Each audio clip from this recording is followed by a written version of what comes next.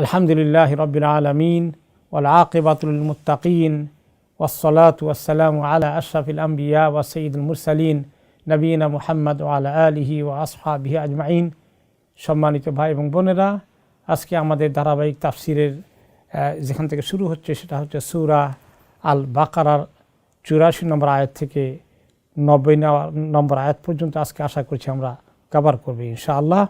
ওয়াইদ আখাযনা মিসাকাকুম, যখন আমি তোমাদের সঙ্গে মিসাক গ্রহণ করেছি, অর্থাৎ তোমাদের সঙ্গে আমার কথাবার্তা ওয়াদাবদ্ধ হয়েছে, তোমরা আমার সঙ্গে তোমরা অ্যাগ্রিমেন্ট করেছ, চুক্তি করেছ, কথা দিয়েছ কি লা তাসফিকুনা দিমাআকুম, আমি তোমাদেরকে বলেছি এবং নবীদের মাধ্যমে তোমাদের কাছে কিতাব দিয়ে পাঠিয়েছি যে তোমরা কখনো নিজেদের ভিতরে রক্তপাত করো না।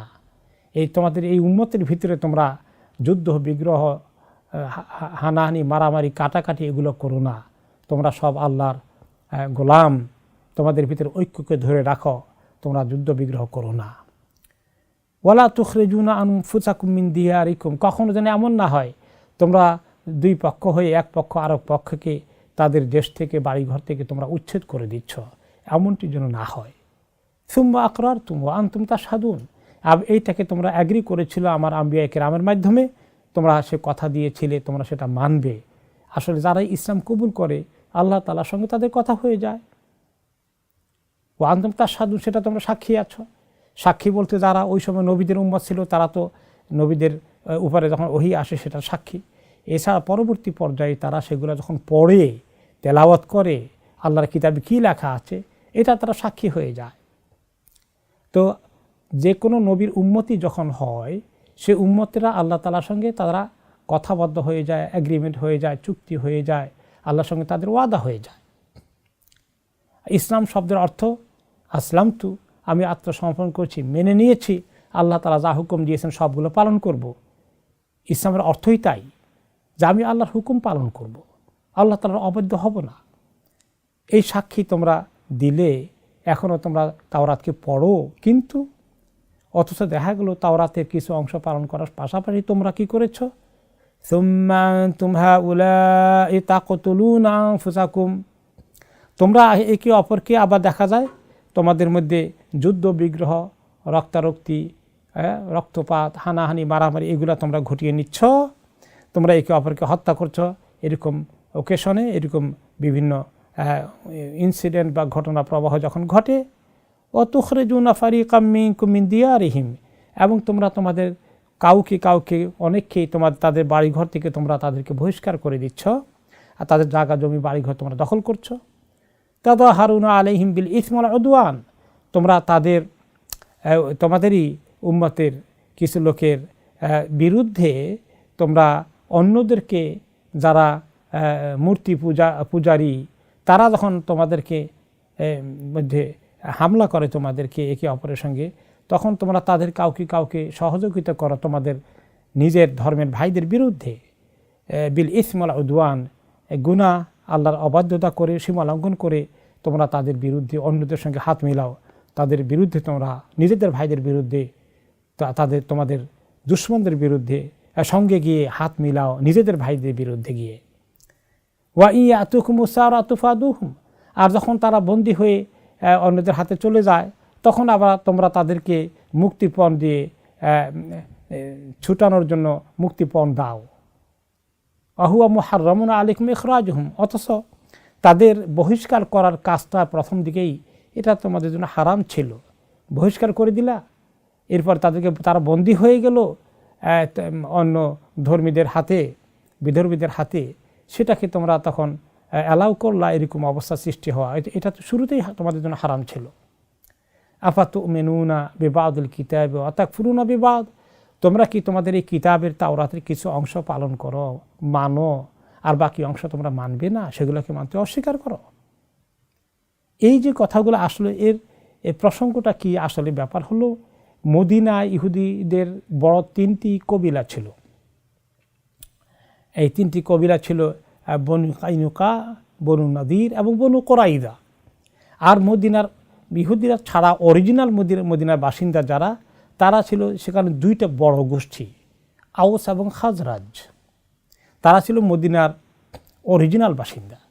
পরবর্তী পর্যায়ে অনেক আগেই ইহুদিরা সেখানে সেটেলমেন্ট হয়, তারা চলে আসে, বসবাস করে, কারণ তাদের কিতাবে ইঙ্গিত করা আছে এমন এক জায়গার কথা যেখানে আখিরি নবী আসবেন।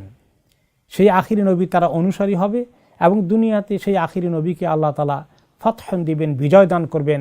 সেই বিজয়ের শরিক হতে তারা এসেছিল, মদিনায় সেটেলমেন্ট করেছিল, মদিনায় বসবাস করেছিল। তিনটি বড় ইহুদিদের দল, একটি হচ্ছে বনু কাইনুকা, আরেকটি বনু নদীর, আরেকটি বনু কোরাইদা। এখন মদিনার এই দুই গোষ্ঠী যারা আওস এবং খাজরাজ, এরা ছিল সব মূর্তি পূজক, মুশরিক, কিন্তু এরাই মদিনার প্রধান দুই জাতি। এখন মদিনায় থাকতে হলে ওদের সঙ্গে তাদের সম্পর্ক করতে হয়। এখন তারা কি করলো, তারা দুই দলগুলো আওসদের সঙ্গে জোট বাঁধলো, আর আরেক দল জোট বাঁধলো খাজরাজের সঙ্গে। যখন আওস এবং খাজরাজের বহুদিন যুদ্ধ হয়েছে মদিনায় আসলে, তখন আওসের যারা সঙ্গ দিয়েছে, জোটের অন্তর্ভুক্ত হয়েছে ইহুদিরা, তারা আওসদের সঙ্গে গিয়ে লড়াই করত।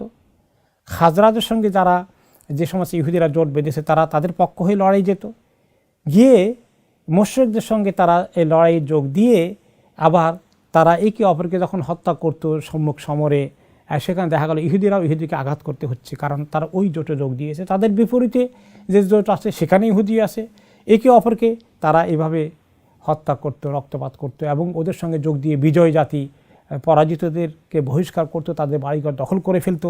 এইভাবে করে এটা তো অন্যায় কাজ। কিন্তু পরবর্তী পর্যায়ে তারা আবার যখন যুদ্ধ শেষ হয়ে যেত, যারা যুদ্ধবন্দী হয়ে গেছে, যারা হত্যা তো হয়ে গেছে, এখন যুদ্ধবন্দী যারা হয়ে গেছে এদেরকে আবার মুক্ত করার জন্য টাকা পয়সা দিয়ে আবার ইহুদিরা ওদেরকে মুক্ত করত। কারণ তারা বলতো তাদের কিতাবে আছে যে তাদের কেউ যুদ্ধবন্দী হয়ে গেলে তাদেরকে মুক্ত করতে হয়, এটা আবার মানে। তো এটা মানলো, তার আগের যুদ্ধে গিয়ে ওদের সঙ্গে যোগ দিয়ে মুশরিকদের সঙ্গে, তোমরা তো ইহুদি সম্প্রদায়, তখনই তারা আল্লাহর মুসলিম তো তারাই যারা নবীর কথা মানে, তোমরা মুসলিম, তোমরা অমুসলিমদের সঙ্গে গিয়ে কেন জোট করে তোমাদের মুসলিম ভাইদের বিরুদ্ধে অবস্থান নিলে? সেই কথায় আল্লাহ তাআলা বলেছেন যে আফাত উমিনুনা বিবাদুল কিতাব ও তাকফুরুনা বিবাদ, তোমরা কিতাবের কিছু অংশ মানো আর কিছু অংশ মানো না। আর কিভাবে তোমরা তোমাদের ভাইদের বিরুদ্ধে অস্ত্র ধরো অন্য জোটে গিয়ে? এটা কি করে সম্ভব? কারণ প্রত্যেক নবীকেই আল্লাহ তাআলা সেই নির্দেশ দিয়েছেন যেটা আমাদের আখিরি নবীকে দিয়েছেন। আমাদের আখিরি নবী মুহাম্মদ সাল্লাল্লাহু আলাইহি ওয়াসাল্লাম, তিনি আমাদেরকে একটা হাদিসে কি বলেছেন এই উম্মতের বিষয়ে? তিনি বলেছেন মাসালুল মুমিনিনা ফি তাওয়াদ্দুহিম ওয়া তারাহুমিহিম ওয়া তাওয়াসুলিহিম বিমানজিলাতিল জাসাদিল ওয়াহিদ, যে মুমিনদের পারস্পরিক সম্পর্ক এই উম্মতের মধ্যে কেমন, তারা একে অপরকে আন্তরিকভাবে ভালোবাসবে, মহব্বত করবে এবং একে অপরের প্রতি দয়া পরবশ হবে, একে অপরের প্রতি অত্যন্ত সংবেদনশীল হবে এবং একে অপরের সঙ্গে কোনো ধরনের সম্পর্ক ছিন্ন হয়ে যায় তা করবে না, বরং সবসময় ভালো সম্পর্ক রাখবে, একে অপরের দুশমনি করবে না। আর এমনকি যদি এই উম্মতের কোনো অংশ যদি কোনো জায়গায় কষ্টে পড়ে যায়, কোনো জায়গায় তারা যদি মুসিবতে পড়ে যায়, অন্য কোনো দুশমনের আক্রমণের শিকার হয়ে যায়, তাহলে বিমানজিলাতিল জাসাদিল ওয়াহিদ, এক উম্মতের এক ব্যক্তি, কোনো একটি সমাজ, কোনো একটি অংশ, কোনো একটি দেশ মুসলমানদের যদি এরকম কষ্টে নিপতিত হয়, তারা এই সবাই মিলে আসবে এই উম্মতকে হেল্প করতে। ইহুদিদের জন্য সেই মেসেজ তাওরাতে ছিল। ইদাশতাকা মিনহু উদউন তাদাআ লাহু সাইরুল জাসাদ বিল হুম্মা আস-সাহার। তিনি এক্সাম্পল দিলেন যে মুসলমানদের মধ্যে কোনো ব্যক্তির সঙ্গে সমাজের এই সম্পর্ক, মুসলিম সমাজের উম্মতের, যেমন কোনো ব্যক্তির শরীরের যদি একটি অঙ্গে, কোনো অঙ্গ প্রত্যঙ্গে, কোনো জায়গায় তার খুব কোনো পেইন হয়, যেমন একটা আঙ্গুল কাটা গিয়েছে, পায়ে পা ভেঙে গিয়েছে, অথবা কোনো জায়গায় খোঁচা লেগে শরীরের একটা বেশ কাটা গিয়ে প্রচুর রক্তপাত হয়েছে, এই যে কোনো এক জায়গায় অঙ্গের মধ্যে একটু ব্যথা লাগলো, এই ব্যথাটা যখন বড় আকারের হয় তখন গোটা শরীর এই ব্যথা অনুভব করে, খালি শুধু হাতের আঙ্গুলটির অংশ পর্যন্ত সীমাবদ্ধ থাকে না, এই ব্যথাটা গোটা শরীরের মধ্যেই অনুভূত হয়। হ্যাঁ, বুকে ব্যথা লাগবে, কলজার মধ্যে ব্যথার অনুভূতি হবে। সারাটা রাত্র এই গোটা ব্যক্তিটি ঘুমাতে পারবে না, শুধু আঙ্গুলের ব্যথা আছে, আঙ্গুল পর্যন্ত সীমাবদ্ধ থাকবে না, গোটা মানুষটা, গোটা বডিটা, গোটা শরীরটা ব্যথায় সহানুভূতি প্রকাশ করতে গিয়ে ঘুমাতে পারে না, তার কষ্ট হয়ে যায়, এই কষ্টটা পুরো শরীরের মধ্যে ফিল করে এবং জেগে থাকে, আর ঘুম আসে না। চোখেতেও ব্যথা লাগে নাই, কিন্তু চোখ বন্ধ হয় না, ওই পায়ের কষ্টে, আঙ্গুলের কষ্টে চোখটাও ঘুমাতে পারে না। এই এক্সাম্পল তিনি দিলেন আমাদের নবী মুহাম্মদ সাল্লাল্লাহু আলাইহি ওয়াসাল্লাম, যে এই উম্মতের কোনো এক জায়গায় যদি কষ্টে থাকে, এই যে রোহিঙ্গাদের তো কষ্ট হচ্ছে, উইগুর মুসলমানদের কষ্ট হচ্ছে, অন্য মুসলমানরা কি খুব আরামে ঘুমাতে পারবে? তাদের দিলে কি তাদের প্রতি দয়া আসবে না, ব্যথা আসবে না? এই কথা নবী মুহাম্মদ সাল্লাল্লাহু আলাইহি ওয়াসাল্লাম তার উম্মতকে বলেছেন। ঠিক তেমনি মুসা আলাইহিস সালাম ইহুদিদেরকে, সমস্ত আম্বিয়া কেরাম তাদেরকে এই কথাগুলি একই কথা বুঝিয়েছেন, যে তোমরা একে অপরের কষ্টে তো কিছুতেই শরীক হতে পারো না, মানে কষ্ট দেওয়ার জন্য শরীক হতে পারো না, বরঞ্চ তাদের কষ্ট দূর করার জন্য তোমরা শরীক হবে। তো এই যে এই কথাই আল্লাহ তাআলা বললেন সেখানে, যে এত অন্যায় কাজ কী করে করলে তোমাদের উম্মতের বিরুদ্ধে মুশরিকদের সঙ্গে গিয়ে হাত মিলিয়ে তোমরা এক কবিলা আরেক কবিলা ইহুদিরা একে অপরকে আঘাত করছো, এটা কি ঠিক? এটা তো হারাম অরিজিনালি। শুধু ইহুদিদের জন্য বক্তব্য এখানে নয়, তাদের কাজকর্মগুলো যেন মুসলিম উম্মার ভিতরে ঢুকে না পড়ে, সেজন্য আল্লাহ তাআলা এই কথাগুলো কোরআনে পাকে উল্লেখ করেছেন। ইহুদিদের জন্য যেমন লেসন রয়েছে তৎকালীন জমানায় যারা মদিনায় ছিল এবং সেই সময় ছিল, এখনও যারা আছে তাদের জন্য মেসেজ আছে, কিন্তু মুসলিম উম্মার জন্য মেসেজ সবচেয়ে বেশি, কারণ আমরাই কোরআন পড়ব এবং এই কোরআনে যে কথাগুলো আল্লাহ তাআলা অন্য জাতি সম্পর্কে বলেছেন সেগুলো আমাদের জন্য শিক্ষা হিসেবে আল্লাহ তাআলা রেখে দিয়েছেন, যেটা আমরা তেলাওয়াত করি। আমরা যাতে এর বিরুদ্ধে কোনো অবস্থান না নেই এবং এগুলোর বৈপরীত্য হয় এমন কোনো কাজ না করি। আফসোসের বিষয়, আজকে মুসলিমরা আমরা ঠিকই তাদের মতোই কাজগুলো করছি, বরঞ্চ কোনো কোনো ক্ষেত্রে তাদের থেকে নিচে নেমে চলে গেলাম কিনা আল্লাহ তাআলাই ভালো জানেন। তো এখানে আল্লাহ তাআলা বলছেন যে ফামা জাযাউ মান ইয়াফআলু যালিকা। এখানে আরেকটি কথা তার আগে, যে কোরআনের কিছু, তাওরাতে কিছু অংশ তোমরা মানো, কিছু অংশ মানো না। আজকে মুসলিম উম্মার মধ্যে এটা খুবই ভালো হচ্ছে প্র্যাকটিস। কিভাবে? যে আমরা কোরআনে কিছু কথা মানি, যেমন কোরআনে নামাজের কথা বলেছে, যাকাত দেওয়ার কথা বলেছে, রমাদানে রোজা রাখতে বলেছে, আমরা এগুলো আমল করে যাচ্ছি। কিন্তু আমাদের ব্যক্তিগত, সামাজিক, অর্থনৈতিক এবং ব্যবসা বাণিজ্য এগুলোর মধ্যে লেনদেনের ক্ষেত্রে একটি কোরআনের অনেক কিছু আমরা মানি না। যে লোকটা সুদ খায়, সুদ দেয়, সে লোকটা ঠিকই রোজা রাখছে, নামাজ পড়ছে, হজও করছে, ওমরাও করছে, মাশাআল্লাহ, কিন্তু সুদ খাওয়া বন্ধ করে না, সুদ দেওয়া বন্ধ করে না, ঘুষ খাওয়া বন্ধ করে না, ঘুষ দেওয়া বন্ধ করে না, একে অপরের হক নষ্ট করে ফেলে, সুযোগ পেলে পাশের বাড়ির জায়গাটা দখল করে ফেলি, অমুকে বিদেশে আছে তার ফ্ল্যাটটা, বাড়িটা দখল করে নিয়ে চলে গেল, সে দুর্বল আছে, তাকে পুরো সম্পত্তি গ্রাস করে ফেললো, মস্তান দিয়ে তার পুরো জায়গা দখল করে ফেললো। এগুলো সরাসরি হচ্ছে। হয়তো এই লোকটাও দেখা যাবে হয়তো বা নামাজও পড়ছে, রোজাও আছে, আল্লাহ মাফ করুন, কেউ তো আছে নামাজও পড়ে না, রোজাও রাখে না, এরকমও আছে। কিন্তু কিছু কিছু তথাকথিত ধর্মকর্ম পালন করে ব্যক্তিগত পর্যায়ে, ইবাদতের ক্ষেত্রে মাত্র, আল্লাহকে নামাজ কালাম ইত্যাদির ক্ষেত্রে, কিন্তু তার অর্থনৈতিক হিসাব নিকাশ, আরেকজনের হক মানে অন্যায়ভাবে দখল করে নেওয়া, এগুলোর ক্ষেত্রে কোনো বাজ বিচার নাই। এটা মনে হয় যেন এগুলোর সঙ্গে ধর্মের কোনো সম্পর্ক নেই। ধর্ম খালি আল্লাহ তাআলা কিছু ইবাদত করা, ঠুনকো ইবাদত, আর ব্যক্তিগত কর্মজীবনে পরিপূর্ণভাবে ইসলামের আমল করা, সামাজিক জীবনে, রাষ্ট্রীয় জীবনে ইসলামের হুকুম আহকামগুলো মানা, আইন কানুন, কোর্ট কাচারি, সার্বিকভাবে ব্যক্তি জীবনে, সামাজিক জীবনে সম্পূর্ণভাবে ইসলামকে আমল করার ধারণাটাই অনেকের কাছেই একদম মোটেই ক্লিয়ার নেই। বরঞ্চ যখন রাষ্ট্রীয় জীবনে ইসলামী কায়েমের কথা আসে তখন বলা এগুলো তো রাজনৈতিক কথা, এই ইসলামের মধ্যে এত রাজনৈতিক কোনো দরকার নেই, আমরা একটু আল্লাহ নফল ইবাদত করি শুধুমাত্র। এই আংশিক মুসলিম হওয়া, বাছাই করে করে করে কিছু জিনিস যেটা ভালো লাগে সেটা আমল করব, বাকি পুরো ইসলামকে আমাদের জীবনে গ্রহণ করব না, এই ইহুদিদের খাসলত আজকে এই উম্মতে মুহাম্মদের উপরে দারুণভাবে ঢুকে পড়েছে। আনফরচুনেটলি আমরা আংশিক ইসলাম আমল করতে চাই, পরিপূর্ণ ইসলামের দিকে আমরা আসি না। অথচ আল্লাহ তাআলা বলেছেন, আল ইয়াউমা আকমালতু লাকুম দীনাকুম ওয়া আতমামতু আলাইকুম নি'মাতি, আমি তোমাদেরকে পরিপূর্ণভাবে ইসলাম দিয়েছি, এই পরিপূর্ণ ইসলাম গ্রহণ করো। উদখুলু ফিস সিলমি কাফা, কোরআনে পাকে আল্লাহ তাআলা বলেছেন তোমরা ইসলামের ভিতরে সামগ্রিকভাবে পূর্ণাঙ্গভাবে প্রবেশ করো, আংশিক মজার ইসলাম বাছাই করে নিও না। কোনো কোনো ইসলামের কাজ করতে ভালোই মজা লাগবে, সেগুলো বাছাই করে করে নিও না। কোনো কোনো কাজ করতে কষ্ট হবে, সেগুলোও আমল করতে হবে। ঘুষ খাওয়া বন্ধ করতে অনেক কষ্ট লাগবে, নামাজ পড়তে এত কষ্ট লাগবে না। নামাজও পড়ো আর ঘুষ খাওয়াও বন্ধ করো। সেটা কি আমরা করছি? এটা আমাদের প্রত্যেকে চিন্তা করতে হবে। তো আল্লাহ তাআলা বলছেন ইহুদি জাতিকে, তাদের মাধ্যমে আমাদেরকে লেসন দিচ্ছেন, ফামা জাযাউ মান ইয়াফআলু যালিকা মিনকুম, তোমাদের মধ্যে এইরকম কাজ যারা করে, কোনো একটা হুকুম মানে তাওরাতের, এখন তোমরা কোনো একটা হুকুম মানো কোরআনের, এরকম বাকিরা মানো না, এরকম যারা আংশিকভাবে আল্লাহর হুকুমকে মানে বাকি অংশ মানে না, তাদের শাস্তি কি হবে জানো?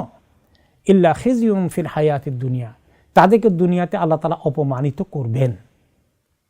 দুনিয়াতে তাদের শানকে আল্লাহ অনেক উঁচু করবেন না, অপমানিত করবেন।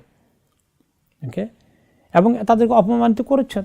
আজকে ইহুদি জাতি কোনো জায়গায় তারা টিকে থাকতে পারবে না, অন্য কোনো জাতির কাছে তাদেরকে মানে আশ্রয় ছাড়া তারা একা টিকতে পারবে না। এই জন্য তারা দুনিয়ার অন্য অন্য জাতিগুলোকে কিভাবে তাদের পক্ষে রাখা যায় তার জন্য তারা কাজ করে। অনেক বড় বড় শক্তির আশ্রয় নিয়ে তারা তাদের কাজগুলো করে। শুধু তাদের পায়ে তারা করে দিয়ে দাঁড়াতে পারবে না, কিয়ামত পর্যন্ত তাদেরকে আল্লাহ শক্তি দেবেন না। তো এটা দুনিয়া, এইরকম মুসলিম জাতীয় যদি আজকে ইসলামকে ছেড়ে দেয়, তাহলে আল্লাহ তাআলা তাদের কাছ থেকে সমস্ত সম্মানকে উঠিয়ে নেবেন। আজকে মুসলিম দেশগুলো, এতগুলো দেশ, এত সম্পদে ভরপুর, মধ্যপ্রাচ্যের সম্পদের কোনো অভাব নেই। অনেকগুলো দেশে মানব সম্পদের অভাব নেই। দুনিয়ার ইউরোপ আমেরিকা থেকে বাংলাদেশ সহ এরকম মুসলিম কান্ট্রিতে ব্যাপক মানব সম্পদ রয়েছে, উর্বর জমি রয়েছে। দুর্নীতি না থাকলে মুসলিম দেশগুলো একটাও গরিব হওয়ার কথা ছিল না। এই জন্য বর্তমান জামানার একজন প্রখ্যাত মুফাসসির মিশরে, তিনি ইন্তেকাল করেছেন বেশ আগে, ওনার নাম হলো শেখ শাহরাবি রাহিমাহুল্লাহ। তিনি বলেছেন, তুমি যদি দেখো কোনো মুসলিম দেশে একটা ফকির আছে, মুসলিম দেশে কেউ না খাইয়ে মরছে, তাহলে মনে করতে হবে যে ওই দেশে তার সম্পত্তিকে, তার এরকম গরিব হওয়ার কথা ছিল না, তার হকটাকে কোনো চোর খেয়ে ফেলেছে। আর চোরগুলো হলো কারা? এই চোরগুলো ছোটোখাটো চোর না, সিসকে চোর না, এগুলো অনেক বড় উপরে তাদের অবস্থান। এই বড় বড় চোরগুলো রাষ্ট্রীয় সম্পত্তিকে দখল করার কারণে আজকে মুসলিম দেশে অনেক গরিব মিসকিন ফকির পাওয়া যায়। কিন্তু যখন মুসলিম দেশে ইসলাম কায়েম থাকবে, তখন মুসলিম দেশের প্রত্যেকটি নাগরিক স্বাবলম্বী হবে। জাকাত খাওয়ার মতো উপযুক্ত লোক খুঁজে পাওয়া যাবে না। এই জন্য ওমর ইবনে আব্দুল আজিজ রহমতুল্লাহ আলীর সময় যখন পুরো ইসলাম কায়েম ছিল আরব সমাজে, মুসলিম সমাজে, তখন জাকাতের টাকা নিয়ে জাকাত খাওয়ার উপযুক্ত লোকদেরকে বাছাই করতে করতে পাওয়াই যাচ্ছে না, খুঁজে পাওয়া যাচ্ছে না। আবার জাকাত ফান্ডে এনে জমা দিচ্ছে, সারাদিন ঘুরে কোনো গরিব পাওয়া গেল না। এটাই হওয়ার কথা ছিল। যাই হোক, তো এই এখন মুসলিম উম্মার এই দুরবস্থা কেন? ইহুদিরা যে দুরবস্থা পড়েছিল তখন, খেজিউন ফিল হায়াতের দুনিয়া, দুনিয়া তাদেরকে অপমানিত হয়ে থাকতে হবে। ওয়াউমাল কিয়ামতে ইউরাদুনা ইলা আশাদ্দিল আযাব, কিয়ামতের দিন তাদেরকে আল্লাহ তাআলা আরও কঠিন শাস্তি দেবেন। দুনিয়ার শাস্তি শুধু শেষ হয়ে যাবে না, আখিরাতেও কঠিন শাস্তি তাদেরকে দেওয়া হবে। সেই কঠিন শাস্তির ঠিকানা তো আমরা জানি, আল্লাহ মাফ করুক। ওমা আল্লাহু বিগাফিলিন আম্মা তা'মালুন, তোমরা যা কিছু করছো এগুলো সম্পর্কে আল্লাহ তাআলা মোটেই গাফিল নন। তোমাদের এই যে স্ববিরোধিতা, তোমরা ইসলামের অনুসারী, আমি মুসলিম, কেউ যদি এরকম একটা যে ইসলামের হুকুম মানে না, তাকে যদি বলা তুমি তো মুমিন না, তোমার তো ঈমান নাই, তুমি তো মুসলিম না, এটা সে মেনে নিবে না। সে আপনার বিরুদ্ধে লড়াই করবে, কি বলো এটা, কে বলছে তোমাকে আমি মুসলিম না? কিন্তু সেটা দাবির ভিতরে সীমাবদ্ধ থাকে। এই লোকগুলোর জন্য কিয়ামতে শাস্তি কঠিন থাকবে, এবং তারা এগুলো কি করছে এগুলো সম্পর্কে আল্লাহ গাফিল নন, অসচেতন নন। তিনি ভালো করে জানেন কে কোথায় ইসলামের বিরুদ্ধে অবস্থা নিয়েছে এবং ইসলামের হুকুমকে মানে না। এটা আল্লাহ তাআলা ভালো করে জানেন। যেভাবে ইহুদিদেরকে আল্লাহ তাআলা ভালো করে জানেন, তারা নবী মুহাম্মদ সাল্লাল্লাহু আলাইহি ওয়াসাল্লামের সময় তারা সেটা মানেনি, তারা সেখানে তার বিরোধিতা করেছে, দুশমনি করেছে। উলাইকাল্লাযীনা ইশতারাউল হায়াতাদ দুনিয়া বিল আখিরাহ, এই লোকগুলোর অবস্থা কি? কেন তারা আল্লাহর কিতাব থাকা সত্ত্বেও তারা আল্লাহর কিতাবকে না মেনে তারা অন্য উল্টা দিকে চলে গিয়েছিল? এগুলা কারণ ছিল দুনিয়ার মজা, দুনিয়ার লোভ। তাওরাতওয়ালারা নবী মুহাম্মদ সাল্লাল্লাহু আলাইহি ওয়াসাল্লামের আগমনের সময় তারা মোটামুটি মুশরিকদের তুলনায় তারা অনেক ভালো ছিল। কিছু কিতাবে উল্টাপাল্টা করে ফেললেও পরিপূর্ণভাবে তারা ইসলামকে বুঝতে কোনো অসুবিধা হয়নি। নবী মুহাম্মদ সাল্লাল্লাহু আলাইহি ওয়াসাল্লামের লক্ষণগুলো সেখানে ছিল। ওনাকে দেখলেই, ওনার কথাগুলো শুনলেই তাদের বিশ্বাস হয়ে যাওয়ার কথা, তিনি তো আখিরি নবী, যার কথা মুসা আলাইহিস সালাম, ঈসা আলাইহিস সালাম আমাদেরকে বলে গিয়েছেন। কিন্তু তারা সেই রাস্তায় থাকেনি। কি কারণে? যে দুনিয়ার নগদ পাওয়াটা তাদের কাছে বড় হয়ে গিয়েছিল। ইশতারাউল হায়াত দুনিয়া বিল আখিরা, আখিরাতকে বিক্রি করে দিয়ে দুনিয়াকে খরিদ করেছে। অথচ আল্লাহ তাআলা চান আমরা আখিরাতকে খরিদ করব দুনিয়াকে বিক্রি করে দিয়ে। ইন্নাল্লাহা ইশতারা মিনাল মুমিনিনা, আল্লাহ তাআলা মুমিনদের জানমালকে খরিদ করে নিয়েছেন, তাদেরকে আখিরাতে জান্নাত দিবেন। এরা হলো প্রকৃত মুসলিম, এরাই ছিল প্রকৃত ইহুদি। নবী করিম সাল্লাল্লাহু আলাইহি ওয়াসাল্লামের আগমনের পূর্বে সীমিত সংখ্যক যারা ছিল তারা এরকমই করত। কিন্তু যারা দুনিয়ার দিকে বেশি ছুটে গেল ইহুদিদের মধ্যে, তারা দুনিয়া পাওয়ার জন্য সুযোগ সুবিধা, যে ওই অমুসলিমদের সঙ্গে জোট করে তারা ভালো পজিশন পাবে, ক্ষমতা পাবে এবং যুদ্ধ বিগ্রহে গনিমতের মাল পাবে, এগুলোর জন্য তারা দুনিয়া পাওয়ার জন্য দিনের কথাগুলোকে সম্পূর্ণ মানল না। আজকেও মুসলমানদের মধ্যে যে সমস্ত ব্যক্তি, যে সমস্ত গোষ্ঠী, তারা আজকে বিশেষ করে ইসলামের, নিজেরা মুসলিম হয়ে ইসলামের ক্ষতি করতে চায়, ইসলামের দুশ্মনী করে, তারা চায় যে ইসলাম থাকলে দুনিয়ার সুযোগ সুবিধা অনেক কমে যাবে, এগুলো কিছুই ভোগ করতে পারবে না, এত বিশাল অঢেল সম্পত্তির মালিক হতে পারবে না হালাল তরিকায়, কাজে হারাম তরিকা চালু থাকুক। ইসলাম আসলে এগুলো সব বন্ধ হয়ে যাবে। তাদেরকে অমুসলিম শক্তিগুলো সুযোগ সুবিধা আরও দেবে, অ্যালাউ করবে। তোমাদেরকে ক্ষমতা থাকার জন্য যা লাগে আমরা আরও হেল্প করব, তোমাদের সুযোগ সুবিধা পাওয়ার জন্য আরও কী লাগবে সেটা আমরা দেবো তোমাদেরকে, তোমরা ইসলামের দুশ্মনী চালিয়ে যাও। তাহলে দুনিয়াকে পাওয়ার জন্য আখিরাতকে তারা বিক্রি করে দিল। ফালা ইউখাফফাফু আনহুমুল আযাব ওয়া লা হুম ইউনসারুন, কাজেই তাদের আযাবকে আখিরাতে কখনোই আর হালকা করে দেওয়া হবে না এবং তাদেরকে সাহায্য করা হবে না। তাদের চিৎকার করে তারা ফরিয়াদ করে, তাদেরকে সাহায্য করার জন্য আখিরাতে জাহান্নামে কেউ এগিয়ে আসবে না। তাদের চিৎকারে আল্লাহ তাআলা দিলে একটু রহম আসবে না, কারণ তিনি তাদেরকে আগেই বলে দিয়েছেন। এই আয়াতের তাফসীর ইমাম ইবনে কাসীর রাহমাতুল্লাহ আলাইহি বলেছেন যে মক্কার মদিনার কাফেরগণ তারা ভালো করে জানতো যে নবী মুহাম্মদ সাল্লাল্লাহু আলাইহি ওয়াসাল্লাম কোথায় আসবেন, তার লক্ষণগুলো কি, এবং তারা আউস খাজরাজের মুশরিকগুলোকে বলতো, দেখো এখন তোমরা মাঝে মধ্যে আমাদেরকে হার্ড টাইম দাও, আমাদেরকে একটু মাঝে মধ্যে কষ্ট দাও, আর তোমরা এখানে মেজরিটি মদিনা, আমরা সুবিধা করতে পারি না, তোমাদের সঙ্গে আমরা জোটমোট করে চলছি। কিন্তু এমন একদিন আসবে যখন আখিরি নবী আসবেন, আমরা সেদিন শক্তিশালী হব, আখিরি নবীকে আল্লাহ বিজয় দান করবেন এবং তোমরা সবাই পরাজিত হবে, পরাভূত হবে। সেই দিন আর বেশি বাকি নেই, লক্ষণ ফুটে আসছে। আর যখন সেই নবী এসেছিলেন তখন তারা সেই নবীকে মানল না। তারা বলল যে না, ইনি তো ওই নবী না, সেই নবী তো আরেকজন, তিনি এখনও আসেননি, সে কথা একটু পরে আসবে, আমরা তখন দেখব তারা আসলে কিভাবে এটাকে লুকিয়েছিল। এরপরে আল্লাহ তাআলা কন্টিনিউ করছেন যে আমি তোমাদেরকে মুসা আলাইহিস সালাম থেকে শুরু করে এই বনি ইসরাইলের কিভাবে কত নবী পাঠিয়েছে তোমাদের ভিতরে। ওয়ালাকাদ আতাইনা মুসাল কিতাবা ওয়া কাফাইনা মিন বাদিহি বির রাসূল, আমি মুসা আলাইহিস সালামকে কিতাব দিয়েছি, তারপরে একের পর একজনের পেছনে আরেকজনকে নবী আম্বিয়া কেরাম পাঠানোর এই সিলসিলা আমি তোমাদের মধ্যে জারি রেখেছি। তোমাদের এই কওমের মধ্যে দিয়েছিলাম, অন্য কওমকে না দিয়ে নবুয়তের এই সিলসিলা, এই ধারাবাহিকতা তোমাদের কওমে রেখেছিলাম, তোমাদের জাতির মধ্যে রেখেছিলাম। আমি তোমাদেরকে এত মর্যাদা দেওয়ার জন্য আমি চেষ্টা করেছি, কিন্তু তোমরা কি করলে? ওয়া আতাইনা ঈসা ইবনে মারইয়াম আল বাইয়িনাত, এই বনি ইসরাইলই আমি ঈসা আলাইহিস সালামকে পাঠিয়েছিলাম আরেকজন নবী, বড় নবীকে, যিনি মরিয়মের সন্তান ঈসা, আল বাইয়িনাত দিয়েছিলাম, তাকে দলিল প্রমাণ দিয়েছিলাম। তিনি নিজেই একটা দলিল প্রমাণ যে পিতা ছাড়া আল্লাহ তাআলা ওনাকে পৃথিবীতে পাঠিয়েছেন। মরিয়মের সন্তান ঈসা আলাইহিস সালামকে দিয়েছিলাম ওয়া আইয়াদনাহু বিরূহিল কুদুস, এবং তাকে আমি রুহুল কুদুস বলতে পবিত্র আত্মা, এই পবিত্র আত্মা, পবিত্র রূহ বলতে জিবরাইল আলাইহিস সালামকে বোঝানো হয়েছে, তাকে দিয়ে আমি তাকে সাহায্য করেছিলাম। কিন্তু তোমরা তার সঙ্গে কি ব্যবহার করেছ মনে আছে? আপনারা জানেন যে বনি ইসরাইলরাই ষড়যন্ত্র করে রোমান বাদশাকে দিয়ে ঈসা আলাইহিস সালামকে হত্যার পরিকল্পনা করেছিল, ইহুদিরাই। এবং আজকের খ্রিস্টানরা এটা ভালো করেই জানে, তাদের বাইবেলে লেখা আছে যে ঈসা আলাইহিস সালামকে হত্যা করার পরিকল্পনার পিছনে কে দায়ী ছিল, কারাই যোগান দিয়েছে, কারাই রোমান বাদশার কাছে চিঠি লিখেছে যে তাকে তোমরা হত্যা করো। যদিও তারা হত্যা করতে পারেনি, হত্যা করার প্রস্তুতি কমপ্লিট হয়ে গিয়েছিল, কিন্তু আল্লাহ তাআলা ওনাকে উঠিয়ে নিয়ে গিয়েছেন। সেটা আমরা অন্য আয়াতে তার তাফসীর শুনবো ইনশাআল্লাহ।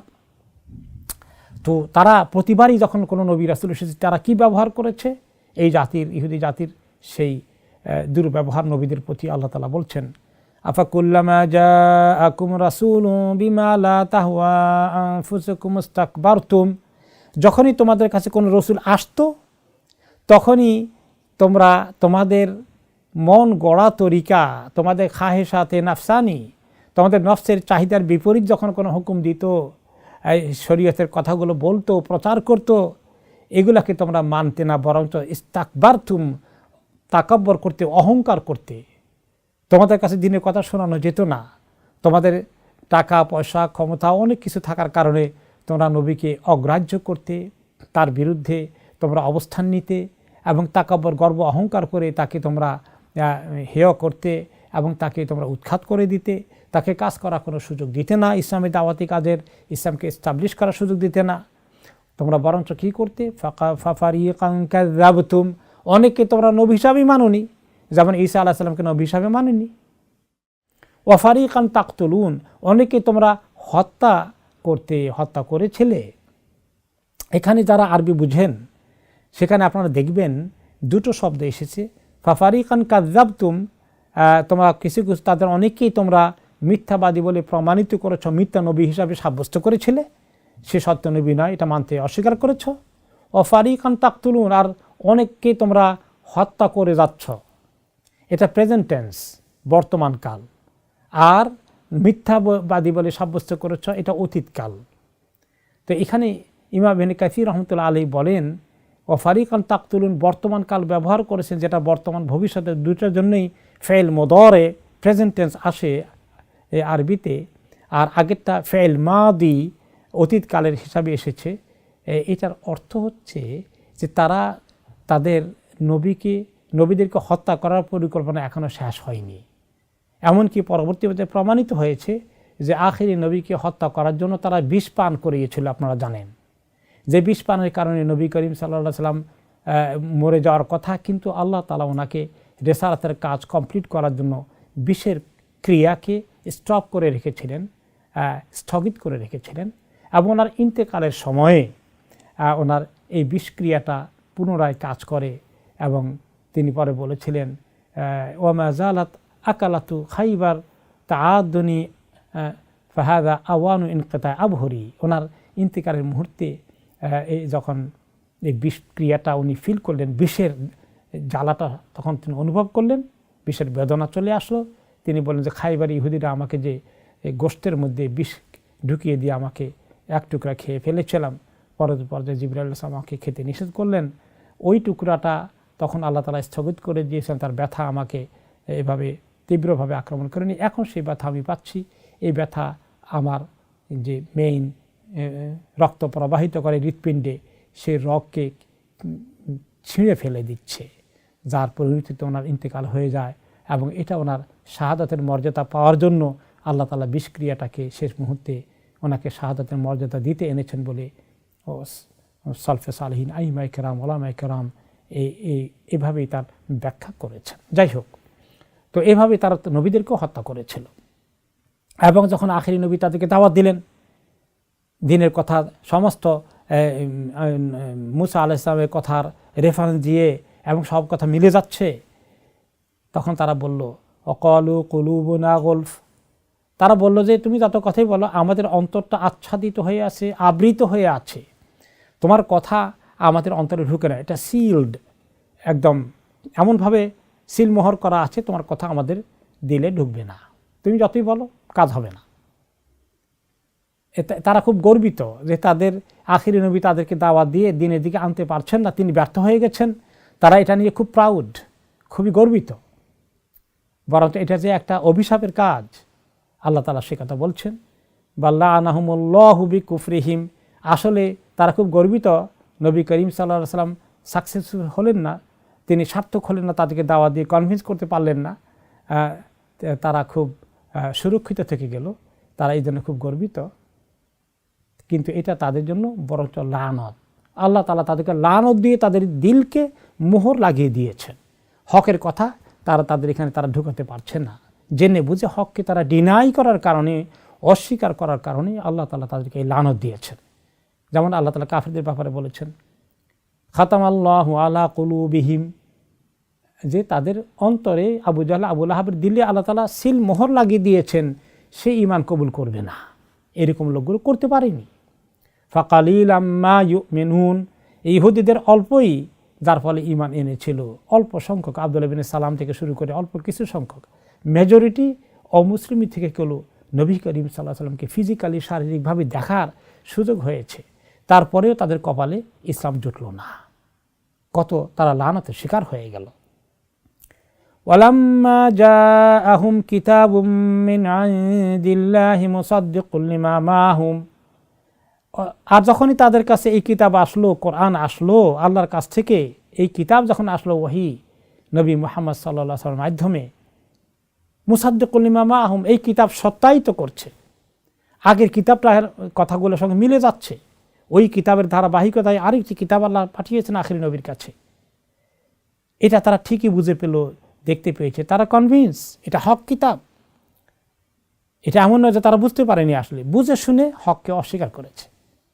ওয়াকানু মিন ক্বাবলু ইস্তাফতিহুনা আলাল্লাযীনা কাফারু, অথচ এর আগে এই আউস খাজরাজের মুশরিকগুলোকে, কাফেরগুলোকে তারা বলতো যে আমাদের সময় এসে গেছে, সময় এসে গেছে, আখিরি নবী আসবে, আমরা তার দলে যোগ দেব, আমাদেরকে আল্লাহ বিজয় দিবেন, তোমরা একদিন পরাজিত হবে, তোমাদের এই শিরক আর থাকবে না জমিনে।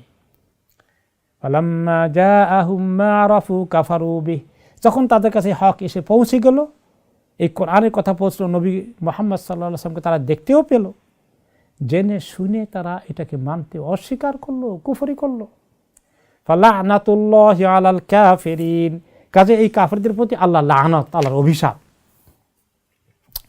এই বিষয়ে মুআয ইবনে জাবাল রাদিয়াল্লাহু তাআলা আনহুর পক্ষ থেকে বর্ণিত হয়েছে, তিনি বলেন যে আমরা যখন মদিনায় ছিলাম, ইন্না ইয়াহুদা, ইবনে আব্বাস রাদিয়াল্লাহু আনহু থেকে বর্ণিত আছে, ইন্না ইয়াহুদা কানু ইস্তাফতাহুনা আলাল আউস ওয়াল খাজরাজ, ইহুদিরা আউস এবং খাজরাজকে বলতো আমাদের বিজয় খুব কাছাকাছি, আর অল্প কয়দিন,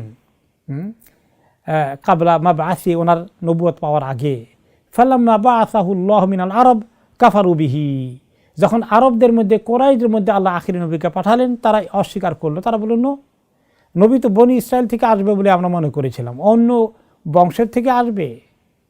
এই আসাবিয়া, এই জাতীয়তাবাদ, এই রেইসিজম তাদেরকে পেয়ে বসলো। তারা তখন আর মানতে অস্বীকার করলো। ওয়াজাহাদু মা কানু ইয়াকুলুনা ফি, এর আগে যা বলেছিল সেগুলো এখন আর তারা মানে না, এগুলো সব তারা কথা উদ্র করে ফেললো, অস্বীকার করে ফেললো। ফাকাল লাহুম মুআয ইবনে জাবাল, মুআয ইবনে জাবাল রাদিয়াল্লাহু আনহু একদিন তাদেরকে বললেন, ইয়া মাশারা ইয়াহুদ ইত্তাকুল্লাহ ওয়া আসলিমু, তোমরা আল্লাহকে ভয় করো এবং ইসলাম কবুল করো। ফাকাদ কুনতুম তাস্তাফতাহুনা আলাইনা বি মুহাম্মাদিন সাল্লাল্লাহু আলাইহি ওয়াসাল্লাম ওয়া নাহনু আহলু শিরকিন, তোমরা আমাদেরকে কত বলতে যে দেখো মুহাম্মদ সাল্লাল্লাহু আলাইহি ওয়াসাল্লাম আসার সময় হয়ে গেছে, সে আসলে বিজয় কিন্তু আমাদের পক্ষেই যাবে, ওনার অনুসারীদের পক্ষে যাবে, আর আমরা ছিলাম শিরক, আমরা তো এগুলো কিছুই বুঝতাম না, আমাদের কাছে তাওরাতও নাই, আমরা ছিলাম মুশরিক, আর তোমরা ছিলে তৌহিদে বিশ্বাসী, তোমরা আমাদেরকে খবরগুলো বলতে। ওয়াতুখবিরুনানা বিআন্নাহুম মাবউসুন, যে তার সময় হয়ে গেছে, তিনি অচিরেই এখন প্রেরিত হবেন, এখনই তার সময় বহু নজদিক আছে, অনেক কাছাকাছি আছে, তিনি চলে আসার সময় হয়ে গেছে। ওয়াতাসিফুনাহু বিসিফাতি, এবং কি তার বর্ণনাগুলো তোমরা আমাদেরকে বর্ণনা করেছিলে, আমরা তো এখন এগুলো খুঁজে পেলাম, তার মধ্যে তার প্রতি ঈমান আনলাম, তোমাদের বর্ণনাগুলো মিলে গিয়েছে ওনাদের সাথে, তোমরা এখন কেন ওনাকে বিশ্বাস করো না, ওনার প্রতি ঈমান আনো না? তখন তাদের মধ্যে একজন ছিল সাল্লাম ইবনে মুশকিম, বনু নদীরের একজন ইহুদি সদস্য, সে বলল, মা জাআনা বিশাইইন নারিফুহু, না না না, আমরা যেগুলো চিনতাম সেগুলো কিছুই তার মধ্যে নেই। ওমা হুয়া বিল্লাযী কুন্না নাযকুরু লাকুম, তোমাদেরকে যার কথা বলতাম সেই লোকটা এই লোক না। সম্পূর্ণ অস্বীকার করে ফেলে জেনে বুঝে। সে কথাই আল্লাহ তাআলা এই আয়াতে বলেন, ওয়ালাম্মা জাআহুম কিতাবুম মিন ইনদিল্লাহ, যখন তাদের কাছে আল্লাহর পক্ষ থেকে আখির নবী কাছে পাঠানো কিতাব চলে আসলো, মুসাদ্দিকুল লিমা মাআহুম, তাদের কাছে যে তাওরাত আছে সেই কথার এখানে সত্যায়ন রয়েছে, তারা সেটা অস্বীকার করে ফেলল। তারপরে 90 নম্বর আয়াতে আল্লাহ তাআলা বলছেন, বিসামাশতারাউ বিহি আনফুসাহুম, কতই খারাপ না তারা যে কাজকে খরিদ করে ফেললো, তাদের জন্য যে জিনিস খরিদ করলো, তাওহীদকে বিক্রি করে দিয়ে তারা এখানে কুফরিকে খরিদ করলো, ঈমানকে বিক্রি করে দিয়ে কুফরিকে খরিদ করলো। আইয়াকফুরু বিমা আনজালাল্লাহ, আল্লাহ যা নাজিল করেছেন আখিরি কিতাব, এইটাকে মানতে অস্বীকার করলো, আখিরি নবীকে মানতে অস্বীকার করে ফেললো, কুফরি করলো। কেন করলো? বাগিয়ান আন ইউনাজ্জিলাল্লাহু মিন ফাদলিহি আলা মান ইয়াশাউ মিন ইবাদিহি, সীমা লঙ্ঘন করে দুশমনির চূড়ান্ত পর্যায়ে চলে গেল। কেন আল্লাহ নাজিল করলেন তার এই মেহেরবানি থেকে এমন আরেক বান্দার প্রতি বাছাই করলেন যাকে আল্লাহ পছন্দ করলেন, তাদের দেশে সে পছন্দের পাত্র নয়, সে তো বনি ইসরাইলের না। যদি আজকে আমরা আশা করেছিলাম বনি ইসরাইল থেকে নবী আসবে, আমরা মানতে কোনো আপত্তি ছিল না, আমরাই নবীর বংশের উত্তরাধিকারী হব, আমাদের বংশে নবী আসবে, অন্য বংশ থেকে কেন আসলো? এই রেসিজম, এই জাতীয়তাবাদ, এটা আল্লাহর কাছে কোনো দিন গ্রহণীয় নয়। সমস্ত মানুষ এক জাতি, কুল্লুকুম মিন আদম ওয়া আদম মিন তুরাব, তোমরা সবাই তো আদমের গোষ্ঠী। আল্লাহর খুশি কাকে আল্লাহ নবী হিসাবে পছন্দ করবেন, এটাকে তাদের কাছে আলাপ করে তাদের গোষ্ঠী থেকে নিতে হবে, এরকম চুক্তি আল্লাহ করে দিয়েছেন। বহুদিন পাঠিয়েছিলেন ঠিকই, কিন্তু আখিরি নবীকে আল্লাহ আরেক জায়গা থেকে পাঠাবেন, আরেক বংশ থেকে পাঠাবেন, এটা তো আল্লাহর চয়েস। আল্লাহর চয়েস, আল্লাহর সিলেকশনকে তারা গ্রহণ করতে পারল না। যে আল্লাহ মান ইয়াশাউ মিন ইবাদিহি, যাকে আল্লাহ চান তার বান্দাদের থেকে নবী নবুয়ত দেবেন, এটা তো আল্লাহর ইচ্ছা। এই জেনে শুনে হককে ডিনাই করা এবং এই রেসিজম, এই প্রচণ্ড জাতীয়তাবাদের হিংসা বিদ্বেষ, বাগিয়ান, যেখানে রয়েছে হিংসা বিদ্বেষ, যেখানে রয়েছে জাতিগত বিদ্বেষ, এই সীমালঙ্ঘন তারা করলো। বাউ বিগাদাবিন আলা গাদাব, আল্লাহ তাআলা এই জন্য আল্লাহর পক্ষ থেকে আল্লাহর গোস্সার পরে গোস্সা তাদের উপরে পাওয়ার মুস্তাহিক তারা হয়ে গেল। এক একটা করে তারা সীমালঙ্ঘন করে করে আল্লাহ তাআলার লানতের শিকার তারা হয়ে গেল, আল্লাহর লানতের উপযুক্ত পাত্র তারা হয়ে গেল। ওয়ালিল কাফিরিন আযাবুম মুহিন, আর এই কাফেরদের জন্য রয়েছে অত্যন্ত অপমানজনক আযাব, শাস্তিটার মধ্যে খুব অপমান রয়েছে জাহান্নামে। ইমাম অথবা তাবি আবুল আলিয়া রহমতুল্লাহ আলাইহি বলেন, ফাবাউ বিগাদাবিন আলা গাদাব, গজবের উপরে গজব, লানতের উপরে লানতের উপযুক্ত তারা হয়ে গেল। এর অর্থ কি? যে তারা ডবল ডবল লানত করেছে, লানতের উপযুক্ত হয়েছে। কারণ তাদের গোষ্ঠীরাই একসময় ঈসা আলাইহিস সালামকে নবী হওয়া মানতে পারেনি। আপনারা জানেন আজকে ইহুদিরা বিশ্বাস করে ঈসা আলাইহিস সালাম আল্লাহর নবী নয়, ঈসা আলাইহিস সালাম জারজ সন্তান, নাউজুবিল্লাহ। আর নবী মুহাম্মদ সাল্লাল্লাহু আলাইহি ওয়াসাল্লাম আল্লাহর নবী নন, শুধু মুসা আলাইহিস সালামের নবী ছিলেন, এই নবীগুলো নবী না। আর ঈসা আলাইহিস সালামের উম্মতেরা কি মনে করে যে তাদের নবী তো নবী, বরঞ্চ পরে তিনি আল্লাহর সন্তানও হয়ে গেলেন, ছেলেও হয়ে গেলেন। নবী মুহাম্মদ তিনি আল্লাহর নবী না, তিনি একদম ভণ্ড নবী, নাউজুবিল্লাহ। এই ইহুদি খ্রিস্টান উভয়ই মনে করে মুহাম্মদ সাল্লাল্লাহু আলাইহি ওয়াসাল্লাম ভণ্ড নবী, আর ইহুদিরা মনে করে ঈসা আলাইহিস সালাম ভণ্ড নবী। আর আমরা মুসলিমরা মনে করি মুসা আলাইহিস সালাম আল্লাহর সত্যিকার নবী, সহি নবী, এবং ঈসা আলাইহিস সালাম আল্লাহর নবী, এবং মুহাম্মদ সাল্লাল্লাহু আলাইহি ওয়াসাল্লাম আল্লাহর নবী। কিন্তু ইহুদিরা তাদেরকে যেমন ঈসা আলাইহিস সালামকে যেমন মানল না, এই জন্য আল্লাহর গজবের শিকার হয়ে গেল, আল্লাহর লানতের শিকার হয়ে গেল, ঠিক তেমনি মুহাম্মদ সাল্লাল্লাহু আলাইহি ওয়াসাল্লামকে না মানার কারণে ওই গজবের পরে আরেক বড় গজবের তারা শিকার হয়ে গেল, লানতের শিকার হয়ে গেল, যে তারা নবী মুহাম্মদ সাল্লাল্লাহু আলাইহি ওয়াসাল্লামকে মানল না। দুইবার বড় দুইজন নবীকে মানতে তারা কত বড় অস্বীকার করে ফেলল। এই জন্য তাদের জন্য তারা কাফের হয়ে গেল। এই কারণে ওয়ালিল কাফিরিনা আযাবুম মুহিন, এই কাফেরদের জন্য রয়েছে অত্যন্ত অপমানজনক আযাব। অপমানজনক আযাবের কথা আল্লাহ তাআলা অনেক জায়গায় বলেছেন। যারা বেশি সীমা লঙ্ঘন করে তাদের আযাবটা কত, জাহান্নামে যারাই যাবে এই আযাবটা অত্যন্ত অপমানের হবে।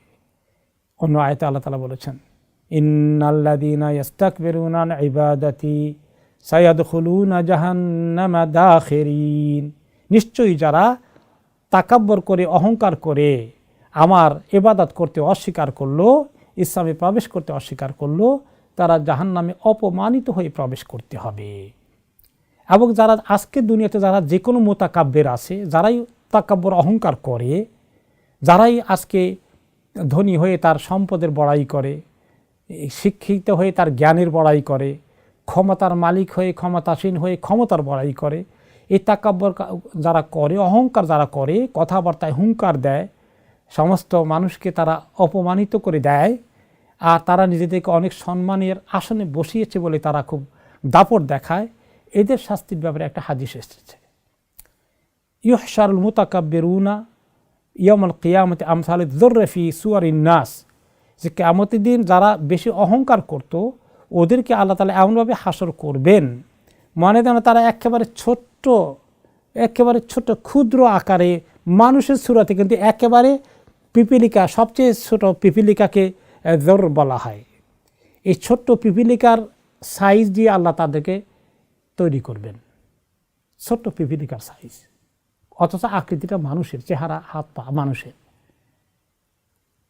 ইয়ালুহুম কুল্লু শাইইন মিনাস সিগার, যত ছোট জিনিস আছে সবগুলো তাদের উপরে, তাদের সে সাইজ বড় হবে তাদের উপরে, এরা সবচেয়ে নিচে থাকবে। কারণ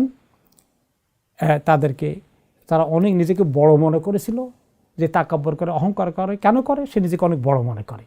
এই বড়টাকে আল্লাহ তাআলা এত ছোট সাইজ করবেন যাতে করে সে কিয়ামতের দিন সবচেয়ে নিজেকে জলিল খার মনে করে। এই জন্য আল্লাহ তাআলা তাদেরকে এত অপমানিত করবেন এবং তাদেরকে জাহান্নামের মধ্যে তিনাতিল খাবাল ওই আসারাতু আহলিন নার, জাহান্নামীদের জ্বলার কারণে তাদের পেট থেকে তাদের পেছনের রাস্তা দিয়ে নাড়ি ভুড়ি যেগুলো বের হয়ে আসবে, যত পুঁজ বের হবে, যত রক্ত, যত ময়লা, এ সবগুলো দিয়ে তাদেরকে খাওয়াবেন জাহান্নামী, যে তোমরা এগুলো খাও, অপমানিত করার জন্যে। দুনিয়াতে তারা যে অহংকার করেছে তার মোকাবিলায় এই শাস্তি আল্লাহ তাআলা তাদেরকে দেবেন। আল্লাহ তাআলা আমাদেরকে মাফ করুন অহংকার থেকে। ভাই এবং বোনেরা, এই সূরা আল বাকারার 84 থেকে 90 নম্বর আয়াতের তাফসির আমাদের আজকে এখানেই সমাপ্ত হচ্ছে। আমরা ইহুদি জাতির যে খাসলতগুলো কারণে আল্লাহ তাআলা তাদেরকে লানত করেছেন, সেই খাসলতগুলো থেকে যেন আল্লাহ তাআলা আমাদেরকে উদ্ধার করেন, আমরা ইসলামকে পূর্ণাঙ্গভাবে যেন গ্রহণ করি, আংশিক জন্য নয়, এবং আমাদেরকে আল্লাহ তাআলা বিশেষ করে তাকাব্বর, অহংকার, গর্বের মতো বিষয়গুলো থেকে দূরে রেখে অহংকারী না হওয়া থেকে বিনয়ী হওয়ার জন্য আল্লাহ তাআলা আমাদেরকে তৌফিক দান করুন। এই দরখাস্ত রেখে আজকের কথা এখানে শেষ করছি। ওয়াবিল্লাহি তৌফিক, জাযাকুমুল্লাহু খাইরান, সুবহানাকাল্লাহুম্মা ওয়া বিহামদিকা, আশহাদু আল্লা ইলাহা ইল্লা আনতা, আস্তাগফিরুকা ওয়া আতুবু ইলাইক। ওয়াসসালামু আলাইকুম ওয়া রাহমাতুল্লাহি ওয়া বারাকাতুহু।